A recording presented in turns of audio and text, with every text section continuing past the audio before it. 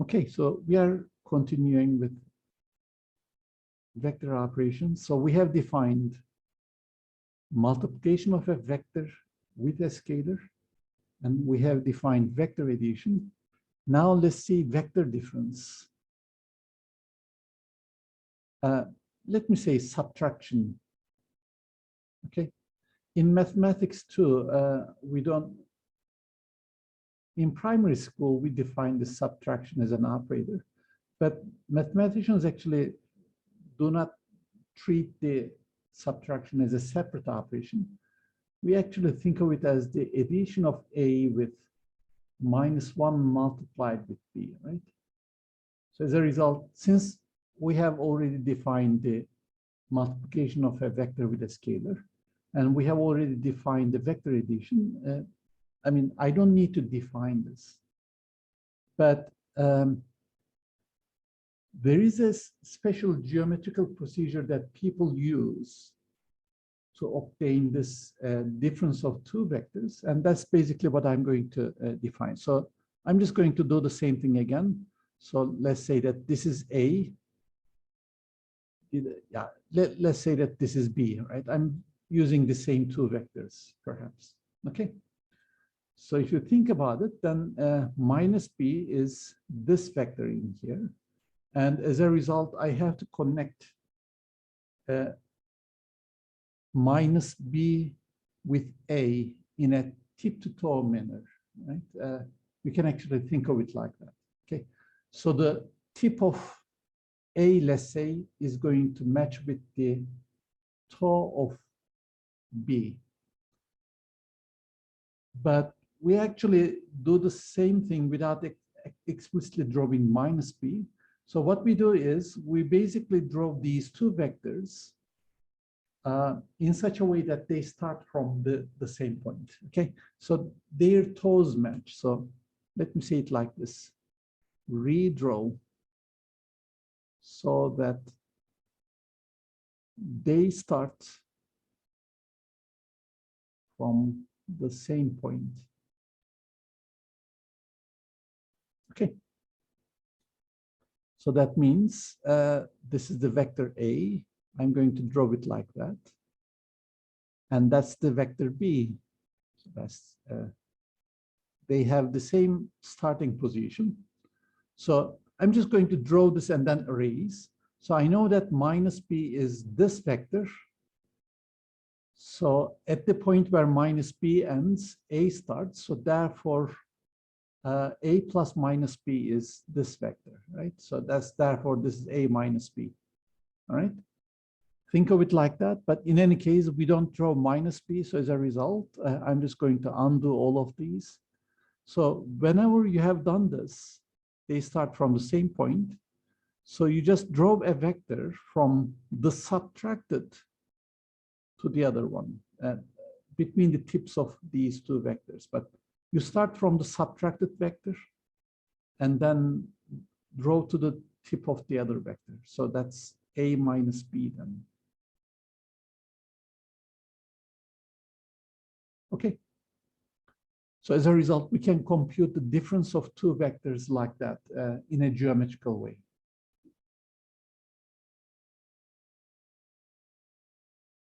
This is going to be useful in many places, like, for example, when we define the displacement, something like that. Let me just add this as a note in here. So we usually have some coordinate frame in here, and we choose an origin, and we choose the position of vectors as vectors drawn from the origin to the location of the particle, right? So there is some kind of an initial position in here. And the particle moves to somewhere else, and then we have a final position in here, right? Let me just say it like this. So in that case, the displacement of the particle from the initial position to the final position is basically the difference of these two vectors. You can think of it like that. So, I mean, it basically corresponds to a vector difference.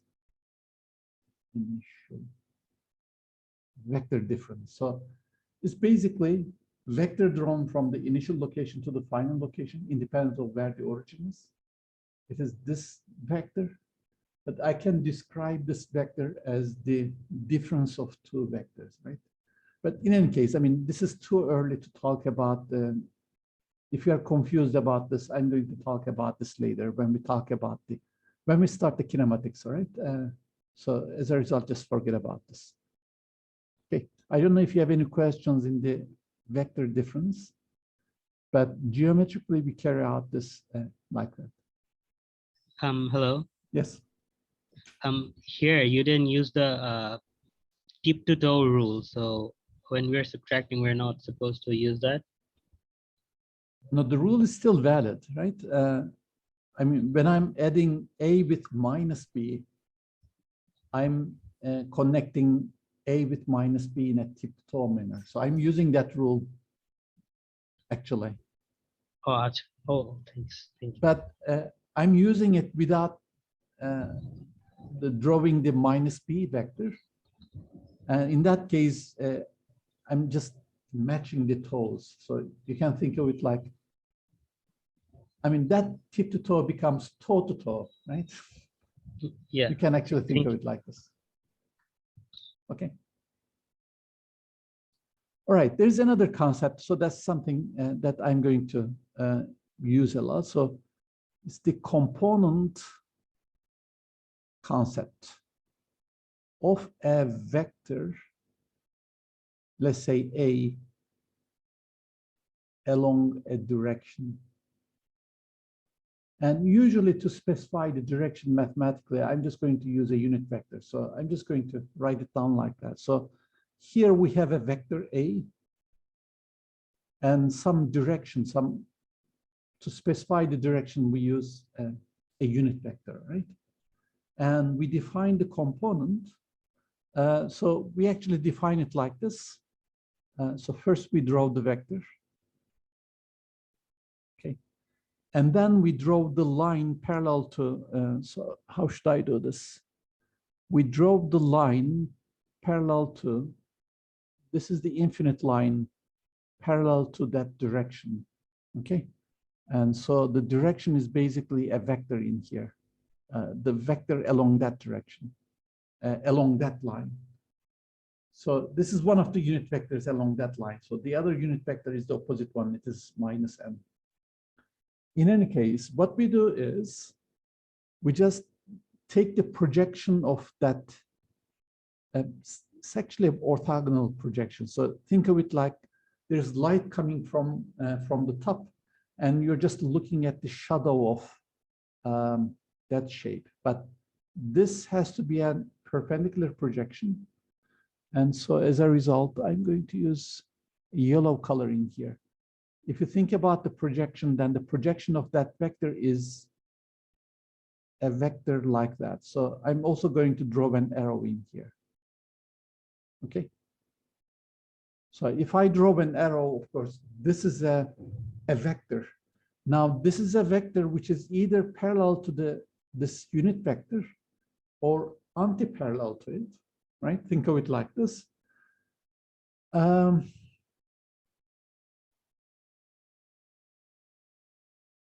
Okay, but we define the component not as this shadow as a vector, but as a scalar quantity. So as a result, I'm just going to define the component A sub n. I'm just going to use this notation in here.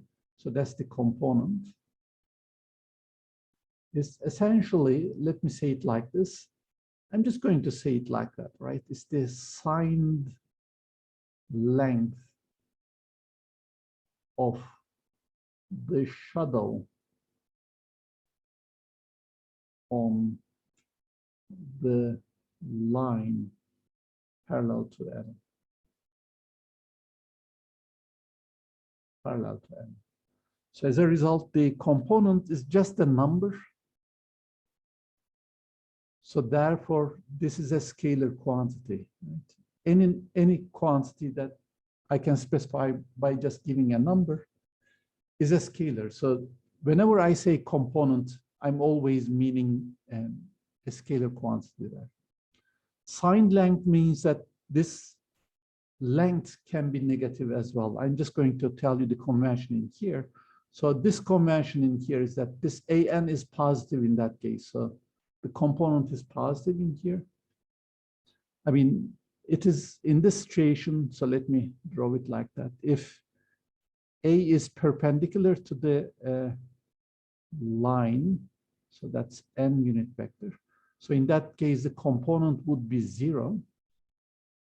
And then we have this other case. If the vector is oriented like that, okay, but the unit vector is along that direction. In this case, the shadow is actually pointing in the opposite direction, right? So the shadow is like that. In this case, the component will be taken as negative, okay?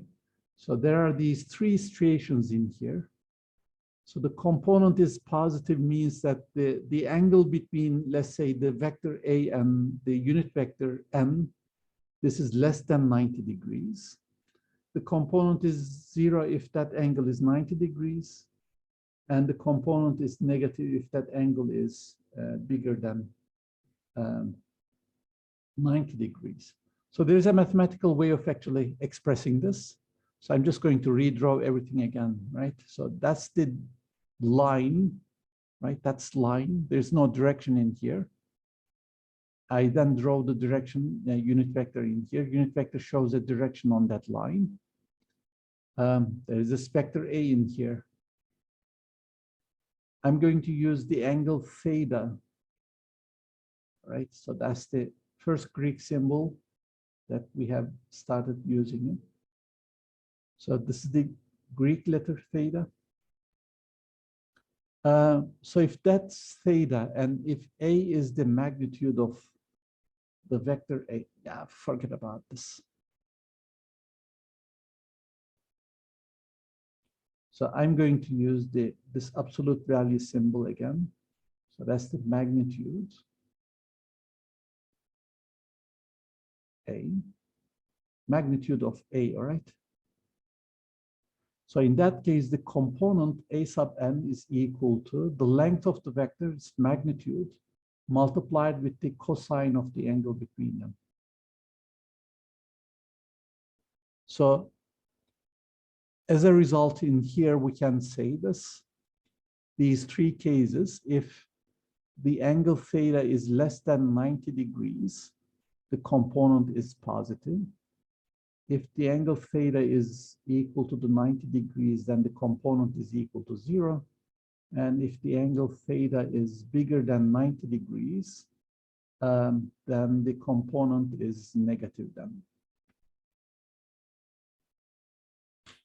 Would be A itself. So the component would be, what if A is on N? Yeah, it's basically, I mean, if it is parallel, then it's equal to the magnitude. If it's anti-parallel, then it's the negative of the magnitude. Right? So the component is a scalar, just keep in mind. Component would not be A itself. All right, the component, I mean, component is a scalar, A is a vector, all right? So they are different things. So we don't say that they are equal to each other, all right? So as a result, I mean, that's the other special case. I mean, this is the extreme case, all right? So if A is parallel to N, in that case, the component is equal to the length of the vector, right? So I'm going to use this absolute value sign.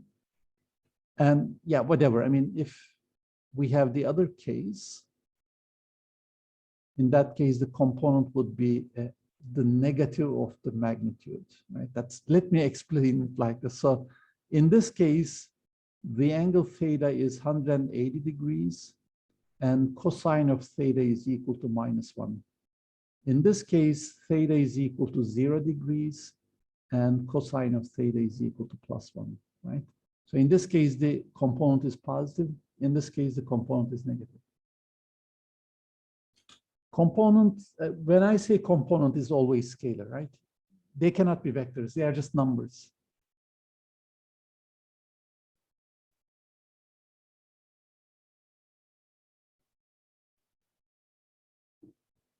So I'm specifically saying that the component is a number, is a scalar. So we don't treat this as a vector. But you can think of the projected thing as a vector too, right? So it has a vector expression. But so the nice thing in here is this. So let me draw it like that. All right. So let's say it like this is A. I'm going to show the unit vector like that, all right, in here. I'm going to draw it in here.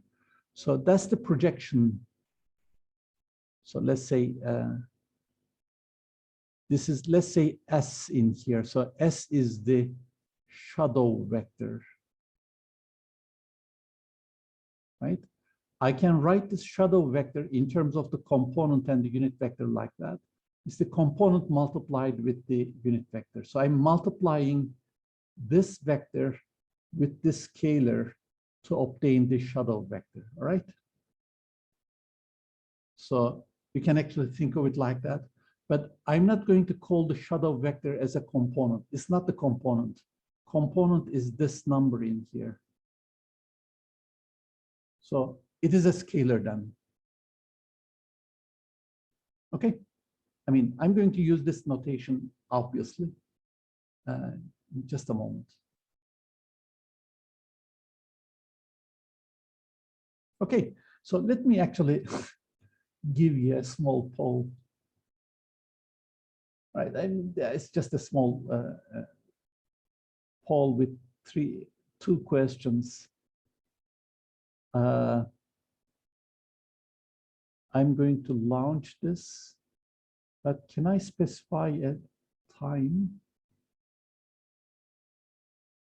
Yeah, I mean, there are these two questions, so please answer the questions. So these are two simple questions, but let's see how it goes.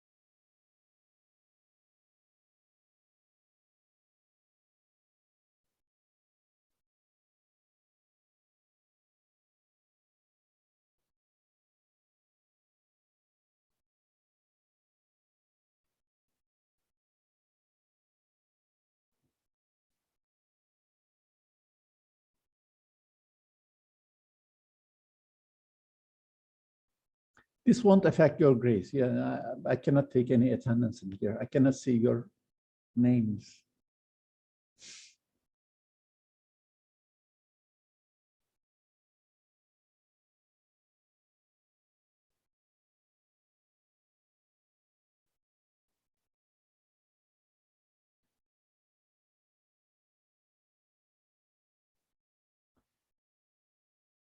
All right, 92% participated. So as a result, I'm going to end the poll in 10 seconds.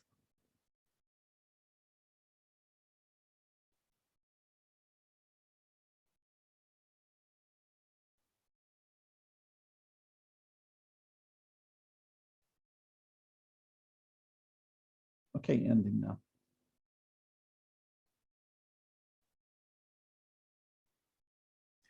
Yeah, so that appears to be nice actually. So just a few wrong answers. So the temperature is not a vector. I mean, if you think that a signed number, a number that can be negative is a vector because it just shows some direction. Think of the direction as a direction in this three-dimensional space. So a temperature is something that you cannot associate a meaning as a direction like that, right? So as a result, this is one of the misconceptions actually.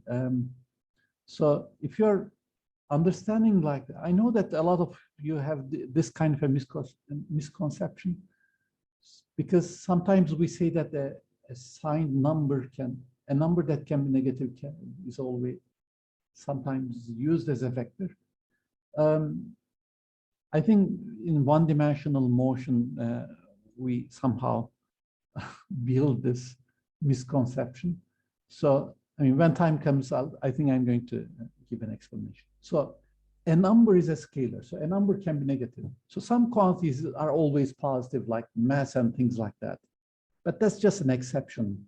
But there are other quantities, scalar quantities, like charge or like temperature, which can also be negative as well. And this negative number has a meaning as well. But they are not vectors. They don't show any, they don't imply any direction in these three-dimensional space. Okay, in the second question too, if the directions are different, then they are different vectors. So as vectors, they are different. We treat them as different. Okay, so thank you very much. I'll stop sharing now. Yeah, I mean, yes, if we express temperature with Kelvin, there would be no negatives, but still, some people define negative temperatures a bit on the Kelvin scale too. Physicists are crazy, basically.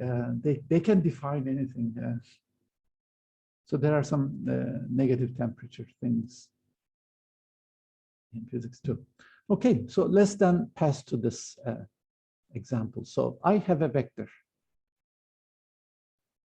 Suppose that I also have a reference frame. So I'm just going to forget about the z-axis. I'll just do this in 2 dimensions. So we have an x-axis and a y-axis. Right. Naturally, I define the components ax and ay. So that's, I'm going to use the same symbol again. So I'm not going to put an arrow on top because it's not a vector, it's just a number. Okay, so we can then define, if I have these directions, the x component and the y component. So that's the component of A along the, yeah, let me write it down like that, I unit vector.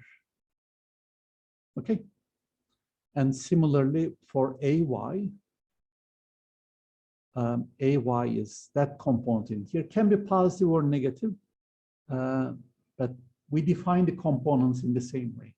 So the nice thing in here is that if I draw these projected vectors in here, this projected vector would therefore be AX times the I unit vector, right? Because I multiply the component with the corresponding unit vector, I get this shadow vector.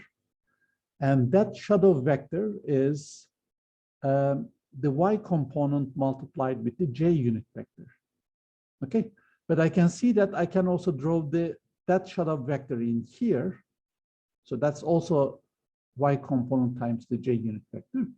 But now I can see that the vector sum of these two gives me my vector. So therefore, I can therefore write A as basically the vector sum of these two expressions.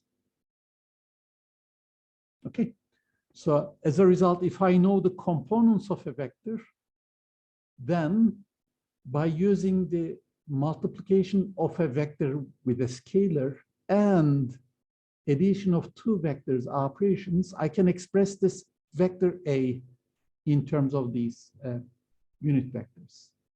So this is then, it's a nice algebraic expression. So therefore, I mean, this provides another way of expressing vectors, and this is called the unit vector notation.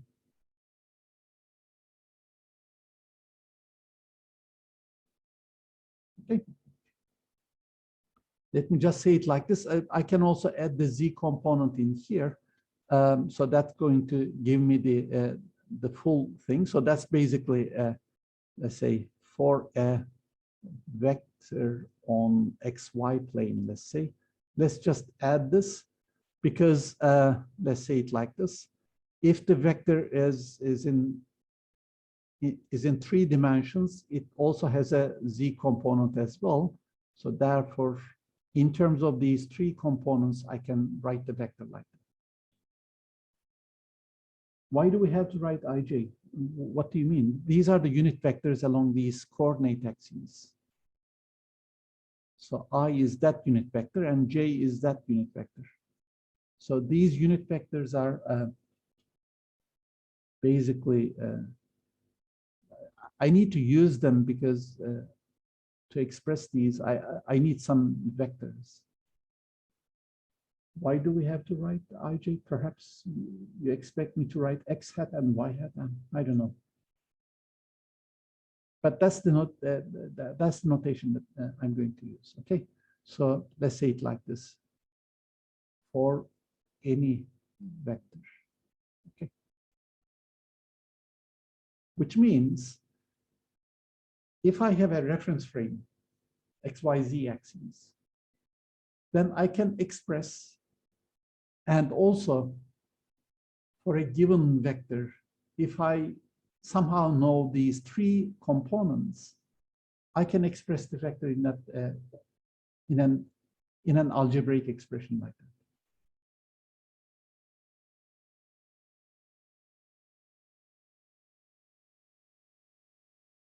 that. Okay.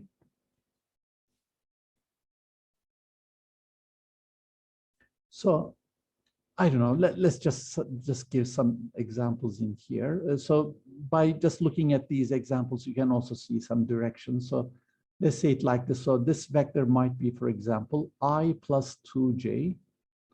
If it is, if the vector is, I don't know, let's say 3i minus j, then this vector would be something like this. It has a positive x component, but a negative y component. So I don't know, minus I minus j would be a vector like that, and so on. I mean, I can write down many more expressions actually. So by just looking at the components, I can also get an idea about the direction of what the vector is. Okay, so the nice thing about the unit vector notation is that the previous 2 operations that I have defined, multiplication with a scalar and the vector addition, I can do that with the unit vector notation easily. So let me say it like this. Vector operations can be done geometrically or algebraically by using basically unit vector notation. Okay, I mean, this is just some stupid example. There is no meaning at all. So let's say that A is I minus 3j plus 2k, and B is equal to 5j plus 7k, right? These are 2 vectors, for example.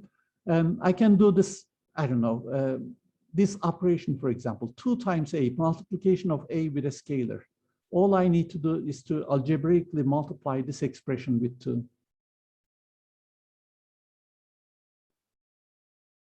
Or I can do the vector addition, a plus b.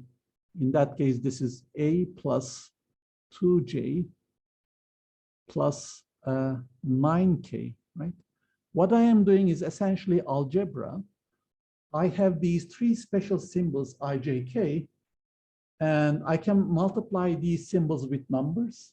I can add them up. And what I'm doing is essentially manipulating these expressions, right? So it's a very simple manipulation. So as a result, what I'm doing in here is basically algebra. It's like polynomial algebra. It's like multiplying 2 polynomials, or I don't know, adding 2 polynomials, multiplying a polynomial with a number, for example. The things that we do, I mean, it's actually, think of it as an abstract algebra.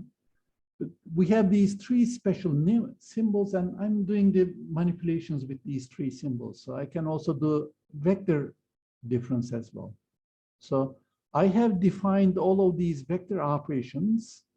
Let me first complete this. Minus 5k. I have actually shown all of these vector operations geometrically, right? I mean, I have drawn like first A, and then I said that 2A would be twice as long a vector, for example.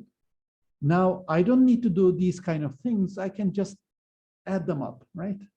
So as a result, you can think of it as two different ways of doing vector operations. Now, I can partly answer why we have defined, for example, these particular operations like that, because this is quite natural as in terms of the algebra, right? I mean, if A is equal to that, then it is obvious that 2A would be equal to this. Okay, so as a result, this is one way of actually doing the algebra in an abstract sense without imagining anything about the directions that these things refer to in space. Okay, you can play with these. So the product operations can also be done with these unit vector notation as well. So as a result, there are two different ways of doing these operations. So in that respect, you can actually think of a vector as something as basically, you can think of it as a set of three numbers. It's not a set, but it's a sequence because the order is important of three numbers, right? You can actually think of it like that. So as a result, some people actually, instead of showing the vector A like that, they use, I don't know, this kind of a symbol. It's just a matrix notation. That's 1 minus 3, 2, for example. Or they use a row notation, 1 minus 3, 2. They sometimes do it like that, or sometimes they use this n-tuple notation. I'm not going to use any of these, but for example, when you take the linear algebra course, this is going to appear as a natural way of expressing the vectors. All right, but in that case, of course, these vectors can be any vectors in any dimensional space. It's not necessarily the space that we are living in. So there might be, for example, a 10-dimensional vector like that. I'm not going to use that notation, right? I'm not going to use it. I'm just going to use this unit vector notation, ijk in here. But essentially, a vector is, you can think of it like that. It's just a set of three numbers. So as a result, a scalar is just a single number. A vector is three numbers. Later, when you see what tensors are, tensor quantities, there are more numbers in there. So as a result, for example, a rank 2 tensor would basically correspond to 9 numbers, right? So as a result, there are some concepts in physics that we use in physics that doesn't correspond to a single number, but corresponds to three numbers, right? Unfortunately, this association has some problems because to come up with these three numbers, we have to define these components, and you need a reference frame for that. Okay, so to be able to use this unit vector notation, you need a reference frame. You should have actually defined an X, Y, and Z axis. So without these axes, you cannot write down the unit vector notation. You cannot use the unit vector notation. Moreover, the frame is basically up to choice. So I can choose my reference frame like that. Somebody else chooses the reference frame in a different way. So that person, when he uses the unit vector notation, is going to use a different set of three numbers to express the same vector. Okay, So as a result, there is some arbitrariness in the choice of these numbers. So even though, yes, a vector can be expressed as a sequence of 3 numbers, but which 3 numbers should be used for the same vector, that depends on how you choose the reference frame, right? Because of that, there's some kind of a problem of using this kind of an association. So in any case, I mean, just use this picture in here. A vector is basically this geometrical object of an arrow in space. But what is more, we can define some operations with them. And so as a result, I can use a unit vector notation, for example, to express a vector if I have a reference frame, because a reference frame comes together with these 3 special unit vectors, I, J, K. Okay. I mean, try to think of it like that. In any case, so I'm going to ask lots of questions in the meantime. And of course, hopefully you are going to get used to these, but it is important that you actually get used to this, this kind of an algebra, because I mean, some of the things that we are going to do depends crucially on your ability to use these kind of expressions. So one common mistake is this. So people just take this kind of an expression, let's say, I don't know, this might be a velocity, for example, in which case there's also a unit associated with it. So I know that this has a length which is given by the sum of the squares of the components. I was going to say something about this, but let's postpone this. So this is the square root of 14. Unfortunately, so that's the length of the vector, right? So this is the vector. This is the magnitude of the vector. This is a scalar. Some people write this, that vector is equal to that scalar. So this is wrong,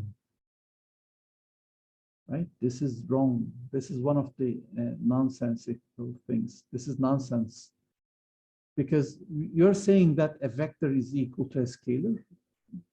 It is, we know that this is not true. So saying this is kind of equivalent to saying that a triangle is equal to the number 10, for example, right? These are different mathematical concepts. You cannot have a vector being equal to a scalar, but you can describe some properties of that vector by a scalar. So the length is a scalar, for example. The x component of that vector, which is equal to 1, for example, that's also a scalar. So ax is equal to 1 in here. So these are also scalars. But the vector itself is different from a scalar. So geometrically, it's a different kind of an object. Square root of, yeah, if you define a unit vector, yeah, you can write down these kind of things. So we use this kind of annotation. So let me write it with this. So a is equal to the square root of 14 multiplied with some unit vector. So that's okay, no problem with this. This is not okay.